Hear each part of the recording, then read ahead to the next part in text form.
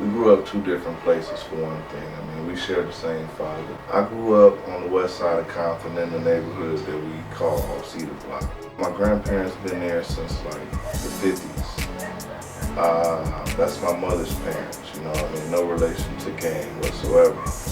I stayed there with my grandparents and my mom most of my life. My dad wasn't at home with my mom.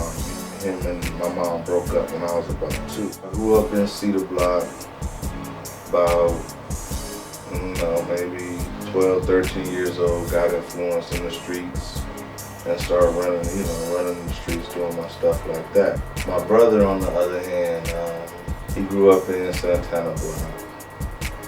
He, to my knowledge, never gangbanged. He went to Compton High, he was into sports. Something that I always wanted to do myself, so I definitely fully supported him in his sports. He was able to avoid the gang life for the most part growing up. Around the time after basketball didn't work out for him, he kind of came my way and got up under my wing, and we started fucking with each other like on a day-to-day basis after that. But I always kept him close because my dad made sure. Basically, he got with me when he was done with basketball, and that was, a dead-end street for him. It didn't work out the way he planned, so, he got with me in the streets, and I showed him what this street life is, and we made the best of it, but he grew up in one side of town, I grew up in the other side of town. We always stayed connected because that was my little brother. I made sure, I never had a big brother to take me under his wing. So I made sure, I had the label of a big brother. I made sure that I fulfilled that role, and I was a big brother to him.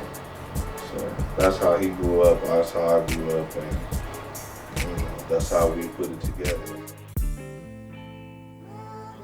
When he got shot, it was kind of like, I was scared, for a few reasons. I was scared for his life, first and foremost, and then I was scared because there was a whole lot of shit surrounding it, like, drugs and, guns and shit like that. So, we were in an apartment together, and I happened to not be there at the time. So I didn't really know the ramifications of the whole situation. So I kind of like stayed back and played it by ear, got on the phone with a couple people, and once I found out he was all right, I was relieved. The main thing about like when he got shot, like we was running the spot, and the spot rules. We got the rules, and the rules was 12 o'clock. It's over. You know what I'm saying? I don't give a fuck if you just came through there at 11:30 and spent $100 with us, or 200 or something like that. It's like 12:01. It's a wrap. You know what I'm saying? But